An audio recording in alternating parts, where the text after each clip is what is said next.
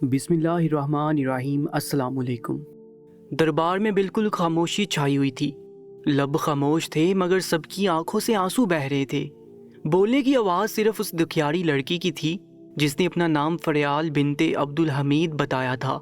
उसकी सिसकियां सबके दिलों पर खंजर की तरह चल रही थीं। जब सिसक कर वो कहने लगी, आप जानते हैं सुल्तान मोहतरम, मेरा सगा बाप वहाँ पर खामोश खड़ा था। मैं अपने सगे बाप से कह रही थी कि देखो मेरा ये शोहर मुझे क्या कह रहा है, मैं ऐसा हरगिज़ नहीं कर सकती। आपने ही उसे मेरे लिए पसंद किया था, आप ही उसे समझाएं कि मुझे इस तरह के जहन्नुम में मत धकेले। मैं गुनहगार नहीं होना चाहती। लेकिन मेरा बाप सर झुकाए एक जानिब को खड़ा था। गहरी सांस खारिज करके कहने लगा कि बेटी, वो तुम्हारा शोहर है। मेरा तुम पर हक तब तक था जब तक तुम मेरे घर थी। अब तुम अपने शोहर के घर हो और जो कुछ तुम्हारा शोहर कहेगा तुम्हें वही करना पड़ेगा। मैं कहने लगी कि कैसा शोहर जो मुझे कितनी मर्तबा तलाक दे चुका है, मेरी इज्जत नफ्स मजरूह कर चुका है, जिसके लिए मैं सिर्फ एक खिलौना हूँ। जब भी उसे गुस्सा आता है मुझे मारता है, पीटता है, मुझे नोचता है। इससे भी उसका मन नहीं बढ़ता तो मुझे तलाक दे देता है। तलाक देने के बाद उसकी हवस जाग जाए तो मुझे नोचने के लिए फिर से आता है। साबिका शोहरों के नाम ले लेके मुझे अजियत देता है। मैं जब इनकार करूं कि मेरा तुमसे कोई रिश्ता नहीं रहा तो कहता है कि चल तेरा हलाला करवा देता हूँ, फिर तो तुम मुझ पर हलाल हो ही जाओगी। इतना कहकर वो लड़की एक सांस लेने के लिए रुकी। उसकी कहानी सुनकर वहां बैठी हर आंख अश्कबार हो चुकी थी। सुल्तान मोहतरम सोच भी नहीं सकते थे कि उनके दरबार में आने वाली ये मासूम सी लड़की अपने अंदर इतने दुख दर्द छुपाए हुए है। इसके बाद उस लड़की ने जो कुछ कहा वो सबके लिए नाकाबिले यकीन था। मुसलमान होते हुए भला उस शख्स को कैसे जेब देता था कि वो अपनी बीवी को ये सब कुछ करने का कहता, जो कि एक मुसलमान करने के बारे में सोच भी नहीं सकता। पिछले 3 घंटों से सुल्तान मोहतरम दरबार में बैठे थे। आस पास दरबारी, वजीर, मशीर सभी थे। सुल्तान को ये देखकर हैरत हुई थी कि आज कोई भी दरबार में अपनी शिकायत लेकर नहीं आया था। अगले पल उन्होंने खुदा का शुक्र अदा किया कि सल्तनत में अब पुरअमन फिजा कायम है। वो शाही खजाने पर और फिर मजीद तरक्याती कामों पर वजीरों के साथ बातचीत में मगन हो गए कि तभी दरबार के दरवाजे पर एक लड़की दाखिल होती हुई दिखाई दी। बेहद दुबली पतली कमजोर सी थी। अपने आप को एक बड़ी सी चादर में लपेट रखा था। तन्हा थी। बोझल कदमों से चलते हुए दरबार में दाखिल होने लगी।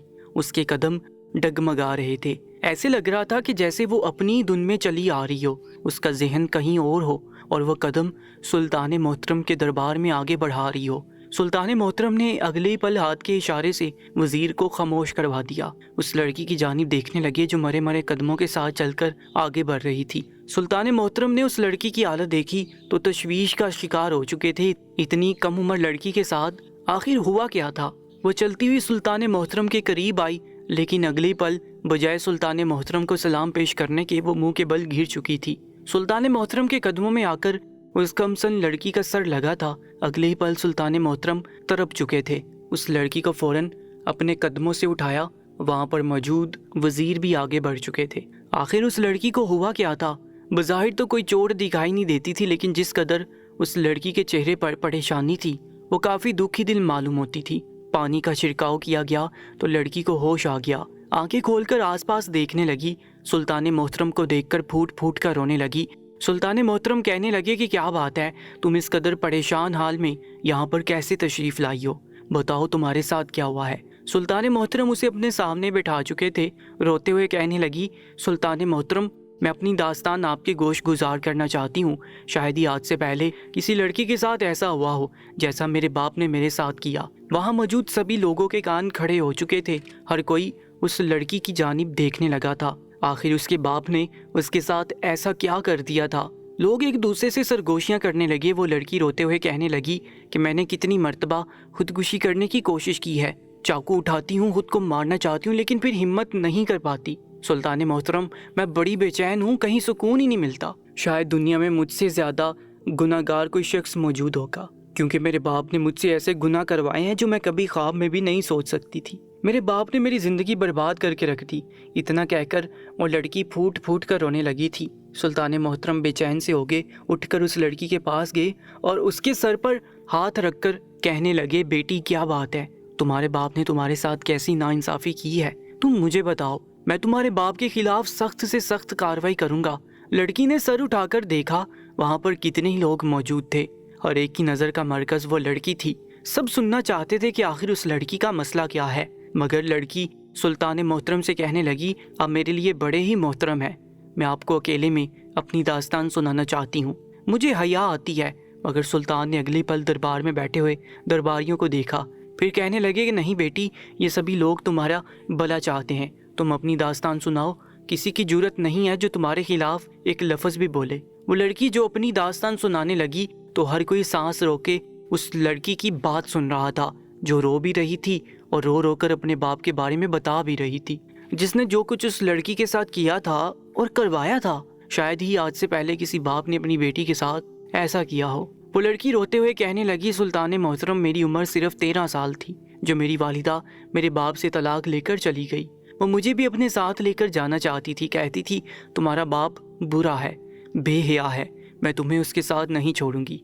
मैं रो रो कर कहती, माँ मुझे आपके और वालिद दोनों के साथ रहना है, लेकिन माँ कहती अब सब कुछ ख़त्म हो चुका है, तुम्हारा वालिद मुझे तलाक दे चुका है।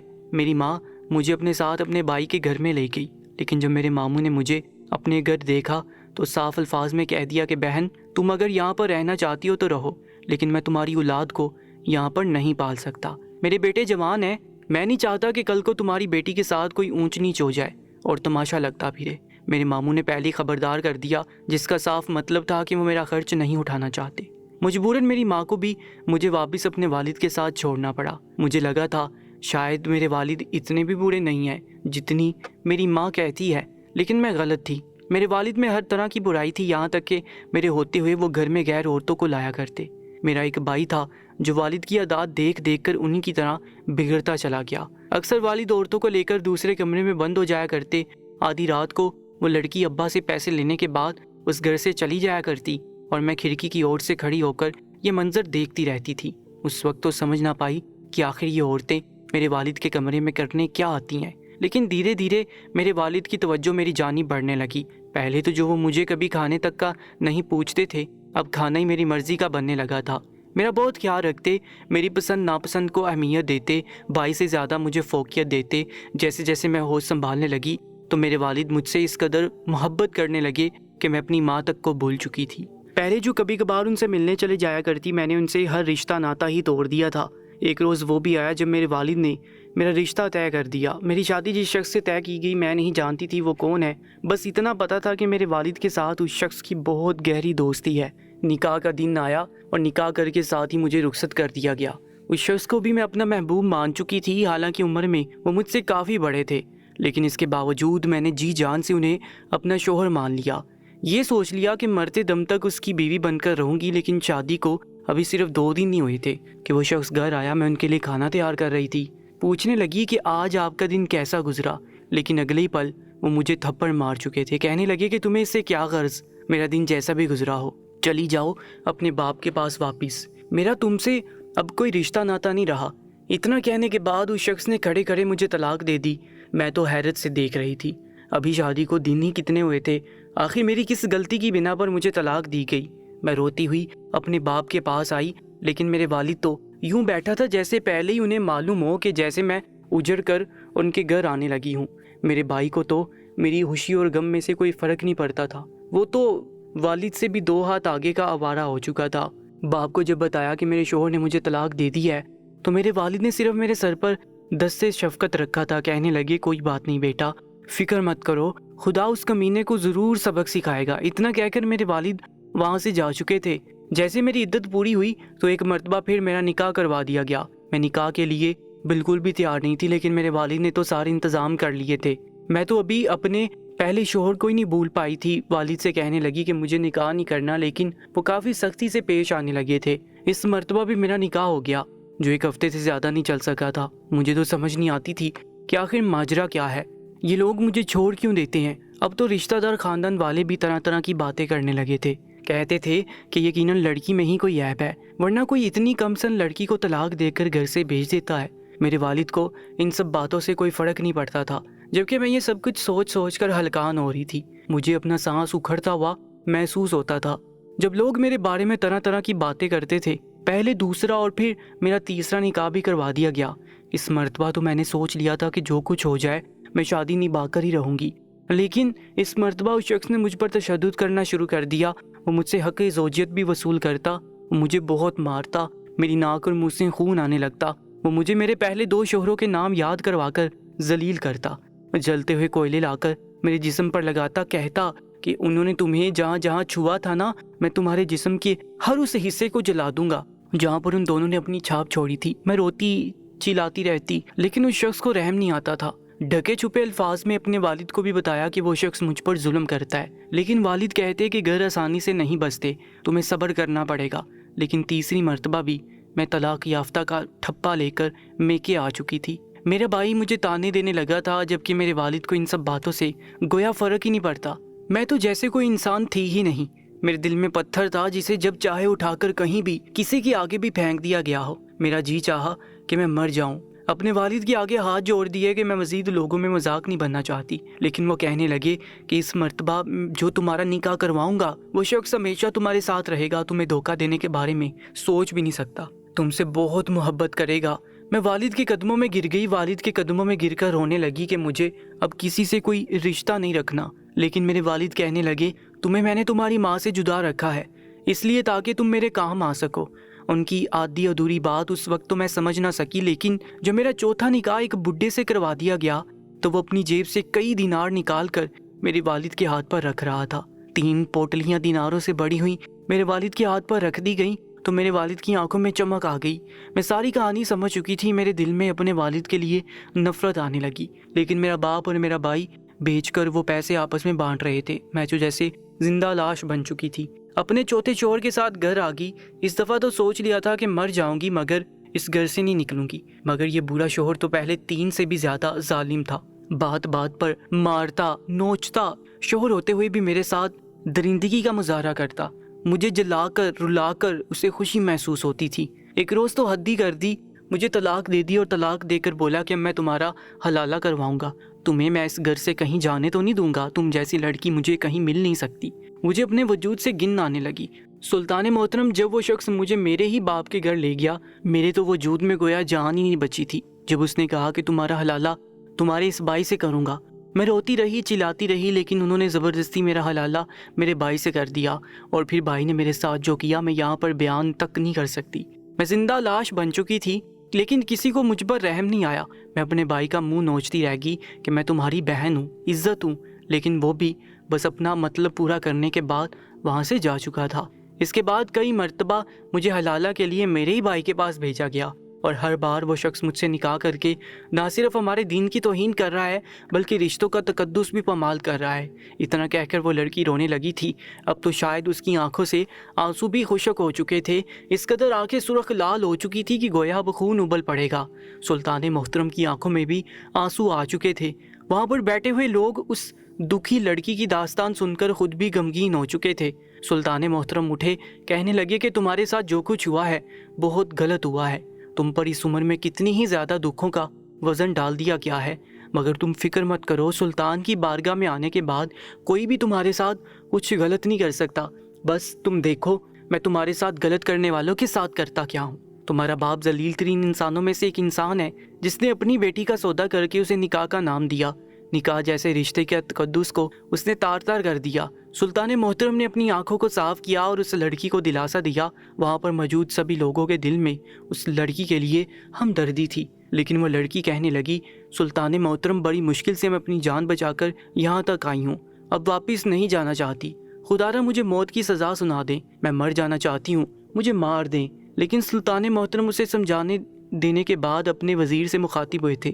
وزیر ہاتھ باندھ کر سلطان محترم کے سامنے حاضر ہوا تو سلطان محترم وزیر کو کچھ سمجھانے لگے، جسے سن کر وزیر کی آنکھیں حیرت سے پھیل چکی تھی۔ سلطان محترم کے منصوبے کے مطابق وہ لڑکی واپس اپنے گھر جا چکی تھی۔ آج ایک مرتبہ پھر اس کا حلالہ تھا۔ وہ لڑکی اپنے بھائی کے گھر موجود تھی۔ باپ کو تو اس کے ہونے نہ ہونے سے کوئی فرق ہی نہیں پڑتا تھا، جبکہ بھائی نے جب اس لڑکی کو دیکھا تو آنکھوں میں ایک چمک سی آ گئی تھی۔ کہنے لگا، خود کو دلہنوں کی طرح تیار کر کے رکھو، میں ابھی آتا ہوں۔ لڑکی نے اندھیرے میں جا کر کمرے میں بیٹھ گئی۔ اس بات سے وہ لوگ انجان تھے کہ گھر میں صرف فریال ہی داخل نہیں ہوئی بلکہ اس کے ساتھ سلطان محترم کا وزیر بھی داخل ہو چکا ہے، جو کہ فریال کے کمرے میں بستر کے نیچے موجود تھا۔ کچھ ہی دیر بعد فریال کا بھائی کمرے میں داخل ہوا آ کر ہنسنے لگا، فریال کا خوب مذاق اڑانے لگا کہ تم تو مردوں کے بیچ ایک کھلونا بن کر رہ چکی ہو، شاید آج سے پہلے کسی اور عورت کی اس قدر تذلیل ہوئی ہو جیسے کہ تمہاری تذلیل ہمارے ہاتھوں ہو رہی ہے۔ نہ جانے کیسے مگر فریال صبر کر کے بیٹھی تھی۔ جیسے فریال کا بھائی آگے بڑھنے لگا تو اگلے ہی پل وزیر نے بیڈ کے نیچے سے ہاتھ نکال کر وہ خنجر اس کے بھائی کے پیر میں گھونپ دیا۔ خنجر کا لگنا تھا کہ وہ چیخنے چلانے لگا۔ گھر میں بیٹھا ہوا فریال کا باپ اور اس کا برا شوہر بھاگ کر کمرے میں آئے تھے، لیکن تب تک کمرے کے دروازے پر فریال کا بھائی زمین پر گر کر اپنا پیر پکڑ کر چیخے جا رہا تھا۔ خون فرش پر پھیل چکا تھا، پاؤں میں خنجر ابھی بھی پھنسا تھا۔ وہ دونوں بھاگ کر اندر داخل ہوئے تھے، لیکن جب کمرے میں فریال کے ساتھ سلطان محترم کے وزیر کو دیکھا تو وہ گھبرا چکے تھے۔ اگلی پل گھر کی دیواروں سے سپاہی کود کر گھر کے اندر داخل ہو چکے تھے اور پھر سب کو ہتھکڑیاں پہنا کر سلطان محترم کے دربار میں حاضر کیا گیا تھا۔ سبھی سر جھکا کر کھڑے تھے، چہرے پسینے سے شرابور تھے، جبکہ سلطان محترم کے ساتھ فریال سر جھکائے کھڑی تھی۔ سلطان محترم نے سپاہیوں کو بھیج کر فریال کے سابقہ تینوں شوہروں کو بھی وہاں پر بلا لیا تھا۔ سب سے پہلے شوہر سے پوچھ گچھ کی، پھر دوسرے اور پھر تیسرے سے۔ ان تینوں کا کہنا تھا کہ اس شخص نے پیسوں کے عوض اپنی بیٹی ہمیں بیچی تھی، وہ بھی نکاح کے نام پر، لیکن ہمارا تو کام ہی لڑکیوں کے ساتھ وقت گزاری کرنا ہے، مطلب پورا ہونے کے بعد ہم نے اس کی بیٹی کو چھوڑ دیا۔ فریال ایک جانب کو بت بنی کھڑی تھی۔ جب چوتھے شوہر سے پوچھا گیا تو اس نے بھی یہی کہا، کہنے لگا کہ سلطان مجھے معاف کر دیجئے، میں آپ سے معافی چاہتا ہوں، میں اس لڑکی کو دوبارہ کوئی دکھ نہیں دوں گا۔ اس شخص نے میرا بہت ادار دینا تھا، اس نے میرا قرض اتارنے کے لیے اپنی بیٹی مجھ سے نکاح میں دی تھی، اس لیے جب بھی مجھے پیسوں کی اشد ضرورت ہوتی اور اس کے باپ پر غصہ آتا تو میں اسے خوب ذلیل کرتا ہوں اور جان بوجھ کر اس کا حلالہ اس کے بھائی سے کرواتا ہوں۔ اگلی پل سلطان محترم اٹھے، ہاتھ میں ہتھیار لے کر ان تینوں باپ بیٹے اور شوہر کے منہ پر مارا تھا۔ وہ تینوں تو خوف کے مارے کانپ رہے تھے جب سلطان محترم کا باروب انداز میں بولے، کیا تمہیں شرم نہیں آئی؟ کیا تمہیں مقدس رشتوں کا احترام نہیں ہے؟ تم خود کو مسلمان کہتے ہو، تمہاری رگوں میں خون ہے یا شیطان پلید کی شیطانیت تمہاری رگوں میں لہو بن کر دوڑ رہی ہے؟ ایک مسلمان کیسے رشتوں کے تقدس کو پامال کر سکتا ہے؟ اتنا سننا تھا کہ اگلی پل فریال کا باپ روتے ہوئے سلطان محترم کے قدموں میں گر گیا، کہنے لگا، نہیں سلطان محترم، حقیقت میں آپ کو بتاتا ہوں۔ وہ روتے ہوئے کہنے لگا کہ سلطان محترم، دراصل میرا بیٹا فریال کا سگا بھائی نہیں ہے۔ یہ نیا انکشاف تھا جو سلطان محترم کے دربار میں سب پر ہوا تھا۔ سلطان محترم اس شخص کا چہرہ دیکھ رہے تھے، زخمی بھائی ابھی بھی اپنے پیر کو پکڑے درد سے بلبلا رہا تھا جب وہ شخص کہنے لگا کہ یہ لڑکا میری سابقہ بیوی کی سہیلی کا بیٹا تھا، اس کی سہیلی وفات پا گئی تو اپنا بیٹا میری بیوی کے سپرد کر گئی، تب سے ہی یہ لڑکا ہمارے پاس موجود ہے۔ لیکن یہ بات فریال نہیں جانتی تھی، نہ ہی آج تک میں نے اس کے گوش گزار کیا۔ فریال پر تو آسمان ٹوٹ پڑا تھا، ایک بوجھ اس کے سر سے کم ہوا تھا کہ اس کا نکاح اس کے بھائی کے ساتھ نہیں کیا گیا، لیکن جس قدر اس کی عزت پامال کی گئی تھی وہ ابھی تک سکتے کی کیفیت میں کھڑی تھی۔ بھلے وہ فریال کا سگا بھائی نہ تھا، لیکن منہ بولا لے پالک تو تھا، اسے سگا بھائی سمجھتی تھی۔ سلطان محترم نے فوراً وہاں پہ کھڑے سپاہیوں کو حکم دیا کہ اس باپ کو عبرت کا نشان بنا دیا جائے، بیچ چوراہے پر ڈنکے بجا کر لوگوں کو اکٹھا کیا جائے اور اسے پتھر مارے جائیں۔ سلطنت کی ہر بیٹی کو یہاں پر بلایا جائے اور پتھر مار کر ایسے باپ کو قیامت تک کے لیے عبرت کا نشان بنا دینا چاہیے۔ یہ سن کر سپاہی فوراً فریال کے باپ کو گھسیٹ کر لے جا چکے تھے، جبکہ اس کے سابقہ تینوں شوہروں کو سود خوری اور جوئے بازی کے الزام میں قید خانے میں ڈال دیا گیا۔ سلطان محترم نے فریال کے بھائی کو بھی کوڑے مارنے کا کہا اور پھر اسے باپ کے ساتھ ہی پھانسی کے تختے پر لٹکا دیا گیا۔ پیچھے فریال کا برا شوہر بچ چکا تھا جو کہ رو رہا تھا کہ میں ہمیشہ فریال کو اب خوش رکھوں گا، لیکن سلطان محترم نے اسے بھی بھوکا پیاسا قید خانے میں ڈال دیا کہ جب تک تم زندہ رہ سکتے ہو رہو، جیسے تم مرو گے تمہیں اٹھا کر قید خانے سے باہر پھینک دیا جائے گا۔ وہ روتا چلاتا رہا مگر سپاہی اسے گھسیٹ کر وہاں سے لے جا چکے تھے۔ عین اسی وقت فریال بے ہوش ہو چکی تھی۔ طبیب کو بلایا گیا، فریال کا دل دھڑکنا بند ہو چکا تھا۔ طبیب علاج کر رہا تھا، لیکن یہی کہنا تھا کہ اس لڑکی کے دل نے اتنا بوجھ اپنے اندر سما رکھا ہے کہ یہ لڑکی اب شاید ہی زندہ ہو سکے۔ فوراً شاہی باغیچے سے قیمتی جڑی بوٹیاں سلطان محترم کے حکم پر منگوائی گئیں۔ فریال 2 دن بعد ہوش میں تو آ چکی تھی مگر رو رو کر یہی کہتی، مجھے مار دیا جائے، سلطان محترم مجھے بھی پھانسی دے دیجیے۔ اس مرتبہ بھی ذرا ہوش آنے پر وہ یہی بولی کہ جب اپنی گال پر ایک لمس محسوس کیا، آنکھیں کھول کر دیکھی تو سامنے فریال کی والدہ موجود تھی۔ ماں کو دیکھ کر بیٹی سسک سسک کر رونے لگی، ماں سے لیٹ کر دل کا غبار ہلکا کرنے لگی، جبکہ وہی سلطان محترم نے سب کو کیفر کردار تک پہنچانے کے بعد دونوں ماں بیٹی کو اپنے محل میں کنیز بنا لیا۔ جس قدر ستم فاریال پر ہوئے تھے اسے ٹھیک ہونے میں وقت لگنا تھا۔ سلطان محترم بذات خود اس کے لیے طبیب بلواتے، اسے صبح و شام قرآن مجید تلاوت کرنے کا کہتے، یہ یقین دلایا کہ تمہارا رب تم سے راضی ہے، بس ہمیشہ اس کی ذات سے توکل رکھو۔ کہا جاتا ہے کہ فاریال ایک اپنی آخری سانس تک سلطان کے محل میں بطور کنیز رہی، لیکن دوبارہ کبھی شادی نہیں کی۔ مزید ایسی ہی سچی اور سبق کہانیوں کے لیے چینل کو سبسکرائب کر کے ساتھ موجود بیل آئیکن پر بھی کلک کر لیجیے گا۔ انشاءاللہ ملاقات ہوگی ایک نئی کہانی کے ساتھ، تب تک کے لیے اللہ نگہبان۔